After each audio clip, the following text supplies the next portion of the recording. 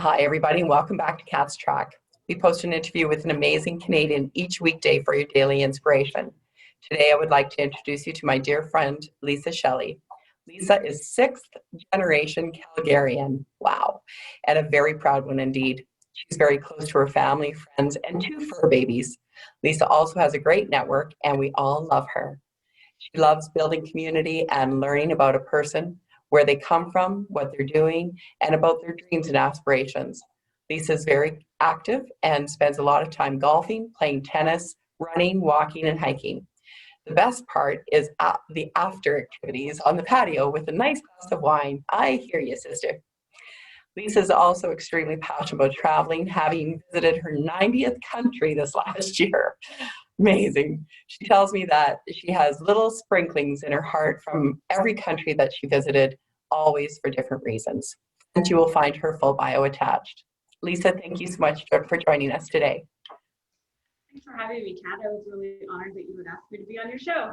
Oh, of course. Oh my God, you've been on my list from the beginning. So exciting. Okay, so the greatest challenge in the last few months. I would have different answers for this in different parts of the pandemic, but like looking at this from a bit more holistic perspective, it's been this concept of staying more still. And what I mean by that is, as you mentioned in my opening remarks, I'm a huge fan of traveling, whether that's for personal or business, or just to kind of do something new for the weekend. And the pandemic has created this stillness, which is actually probably really good for the soul, but is really hard for the mind to grasp.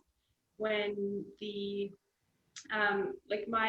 one of my outlets has been getting on an airplane and going to see something new, and that might be with a long-term friend, that might be to meet a business colleague, and having to cancel travel plans, cancel conferences, to not have the ability to go support a client or one of our customers. That's really difficult. And so I think that's been the hardest part, like holistically. And, it's now fall, looking forward into the winter. We don't have this opportunity to, escape to Palm Springs if you're one of the lucky people who get to escape our winters, or to, go have that annual meeting that you would have with your client in London, for example. So I think it's that, finding creative ways to still connect with people, to recognize and to be okay with that stillness that has to happen both physically and mentally. That's the biggest challenge, I would say, from a holistic perspective. And then I think that the other thing has been finding a way to lead in a really uncertain environment with authenticity. I own two different businesses. I have a team. We don't know how to navigate this, and so there's a need or a feeling to, just demonstrate confidence to your team and to your clients and to your, connections in the network. But you don't know how to do this. None of us have been here before. So I think, it's important that we find a way to be authentic, but we have to be honest in that same way and find that confidence. So those have been the two kind of things I've struggled with. And they're related in that one of the ways that I've really found a way to connect and really drive my business forward is with authenticity and with like that kind of gut feeling is to hop on an airplane and go do something new and really give my brain and my soul and my body a chance to relax into that moment without that stress. Yeah, I hear you. That's crazy. Crazy times you're living in. Yeah, I think we're all looking for exciting things to do around Alberta these days. Yeah, for sure. We're creating new stuff, right? Farmers markets and patios and right. Rocky Mountain. And what about the three things that you'd like to share with us today? The three things that I want to share. So I think the first thing that I've really acknowledged is that fear is personal. This was a thing that I started with right at the beginning. I saw the fear handled differently in my close family and friends, to my business colleagues and partners, to the general public, and the way we express that fear has been completely different. And I think we really need to find a way to respect it while still acknowledging our own personal values and belief systems. And I think the best way to do that is kindness. Is just to say it's it's really easy to lead with an ego and to let that be kind of the driver of many of our interactions. But I try and always come back to kindness and respect those boundaries and really, to understand that everyone's dealing with something different and we don't know their story. That's for sure. Yeah. The second thing that I've always really stuck with and has been a primary mode of my decision making is just to follow your gut.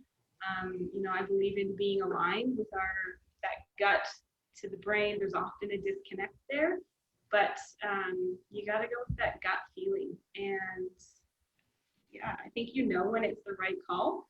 And to follow your gut sometimes means sleeping on something. Sometimes it means testing that. Maybe there's a way you can go with one option and see how that feels. Or sometimes you just know right away and you have to turn your brain off and let the gut lead. And yeah, the third thing that I wanted to leave is I guess it's actually kind of aligned with like follow your gut. Is hire slow, fire fast. And I think that this little anecdote has been really, really relevant over the course of the pandemic. When you can tie this back to the gut feeling. But relationships that are meant to come into your life, that could be on a personal level, that could be an employee-employer relationship, it could be a client. When they come, let them come, and they'll come at their own speed. But if you know that a relationship in whatever context again needs to end, you have to make that decision quickly. And tearing the band-aid, right? It doesn't feel very good if you're slow. And it doesn't feel very good going fast either. But at least you can alleviate the discomfort for both parties. Yes. And I think I've experienced. We've probably all experienced a lot of that during the last few months. Yeah, that is great advice for every entrepreneur and executive. Right on the wall, right? Yeah, right. Exactly.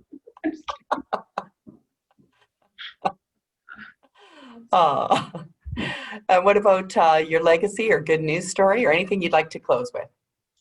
What would I like to close with? Well, we actually, as a business with Neal's Remedies, we've seen some really good news stories come out of this. We sell a really nice organic hand sanitizer, so we've had that upside with our business. But that's not to say that that's like a guaranteed success factor, that we're doing anything differently. I think there's a lot of good news stories that are coming out of this, and it's not always broadcast in the media. You really have to get it down to those, because as business owners, sometimes we don't want to talk about the good stuff if we don't feel like there's good stuff happening for other people, and we don't want to put ourselves out there and call attention to that.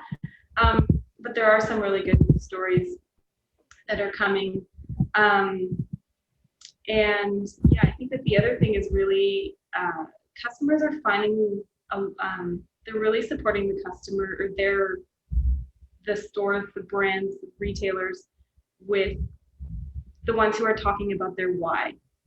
So I think now is the time to really understand why we're doing what we're doing, to communicate that why, and to let people connect with us on that basis. So it's a time to be creative in sharing our stories. The way you're doing these cat tracks, I think is a really brand aligned way for you to get your story out there by supporting other people, because that's the essence of Cap and Brownlee. But I think that that's what customers are looking for, and they're supporting them. And a lot anecdotal stories around here from dealing with customers at Neal's Yard, a lot of them will say, I'm not really traveling this year. We're kind of keeping things a little quieter. So what I'm doing is I'm treating myself to a nicer hand soap, for example, and really, appreciating that little gesture that we've done for ourselves. But they do that because they know that the soap that they're getting it's good for you, it's good for the planet, and it feels really good on your hands. So, there's those opportunities out there. Not everything is doom and gloom, and I think that we are connecting with customers, and it's the right customers. Not everyone's going to be part of the CBI group, and not everyone's going to be a Neal's Yard supporter, but those ones who we can connect with during this time, I think that we're creating really long-lasting and deep relationships with them. So yeah, that's my, little bit of good news and what I hope to leave this with. Or do you ever really leave like the lasting feelings of the pandemic? I mean, none of us know, right? This is new for all of us. Yeah. So true. Thank you so much, Lisa. I love your words of wisdom and excellent advice. Oh, you're so sweet. Thanks for having me. Yeah, thank you, my friend. Everyone, that was Lisa Shelley, Neal's Yard Remedies and Citrus Capital. Check out all the great work that they're doing and go and get the hand sanitizer. It's so nice on the hand. Enjoy the rest of your day. Please like, share, and subscribe and share with your friends. Thanks, everybody, and we'll see you next time.